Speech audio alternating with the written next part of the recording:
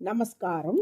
1000 நாமங்கள் 1000 கதைகள் 414வது திருநாமம் வியாப்தாய நமக. ராமனை பலரும் பலவிதமாக அழைப்பார்கள். தந்தை தசரதன் ராமா என்று வாயார அழைப்பார். ராமக என்றால் மனதுக்கு இனியவன் என்று பொருள். தசரதனின் மனதுக்கு இனிய குழந்தையாக ராமன் விளங்கியபடியால் ராமா என்று அழைப்பார் தசரதன். அன்னை கௌசல்யா தேவி ராமபத்ரா என்று ராமனை அழைப்பாளாம். பத்ரம் என்றால் மங்களம், உனக்கு என்றென்றும் மங்களம் உண்டாகட்டும் என்று ராமபிரானை வாழ்த்தும் துவனியில் ராமபத்ரா என்று அழைப்பாள் கௌசல்யை. சிற்றன்னை கைகேயி ராமச்சந்திரா என்று ராமனை அழைப்பாளாம்.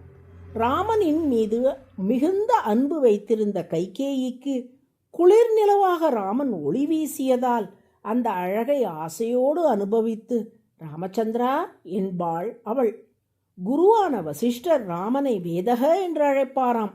வேதஸ் என்றால் அனைத்து வேதங்களிலும் வல்லவர் என்று பொருள்.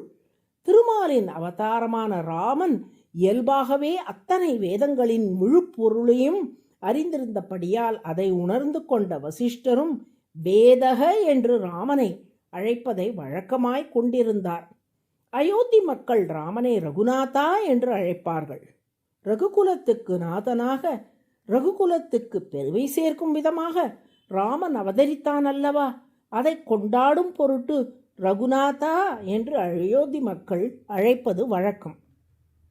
சீதா தேவியோ நாதா என்று ராமனை அழைப்பாள். தான் ராமன் மேல் வைத்திருக்கும் அன்பு, காதல், பக்தி, மரியாதை, அக்கறை அனைத்தும் கலந்த குரலில் நாதா என்று சீதை அழைக்கையில் இருவரும் பரஸ்பரம் கொண்டிருக்கும் அன்பின் ஆழத்தை உணர முடியும். மிதிலை தேசத்து மக்கள் ராமனை குறிப்பிடுகையில் சீதாபதி என்று குறிப்பிடுவார்களாம்.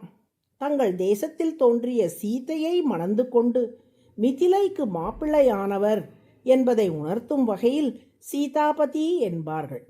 இவற்றை இணைத்துத்தான் ராமாய ராமபத்ராய ராமச்சந்திராய வேதசே ரகுநாதாய நாதாய சீதாயா பதே நமஹ என்று ஒரு ஸ்லோகம் ராமனை குறித்து பிரசித்தமாக சொல்லுவார்கள்.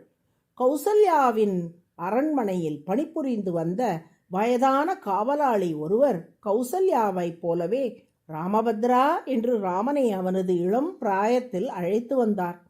பின்னாளில் ராமன் பட்டாபிஷேகம் செய்து கொண்ட பின் ராமனை அவர் பார்த்தபோது சக்கரவர்த்திக்கு வணக்கம் என்று சொன்னார். அதை கேட்டு ராமன் கோபித்து கொண்டான். பெரியவரே, நீங்கள் முன்பு போல் ஆசையுடன் ராமபத்ரா என்று என்னை அழைத்தால்தான் எனக்கு மகிழ்ச்சி. ஊராருக்கு வேண்டுமானால் நான் சக்கரவர்த்தியாக இருக்கலாம். உங்களுக்கு என்றுமே உங்கள் ராமபத்ரன்தான் நான் என்று ராமன் சொல்ல அவரும் ராமபத்ரா என்றே ஆசையுடன் ராமனை அழைத்தாராம்.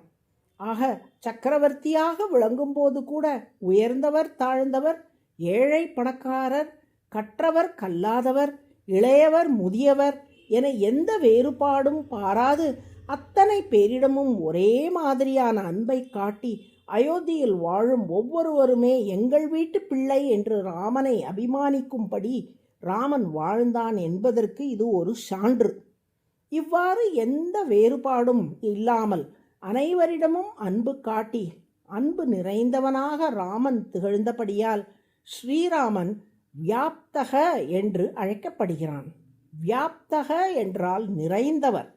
அன்பர்கள் மீது கொண்டிருக்கும் அன்பால் நிறைந்திருப்பதால் ராமன் வியாப்தக என்று அழைக்கப்படுகிறான். அதுவே சகஸ்ரநாமத்தின் 414வது திருநாமம். வியாப்தாய நமக என தினமும் சொல்லி வரும் அன்பர்களை ராமன் தனது அன்பு மழையால் நனைப்பான். நாராயண நாராயண.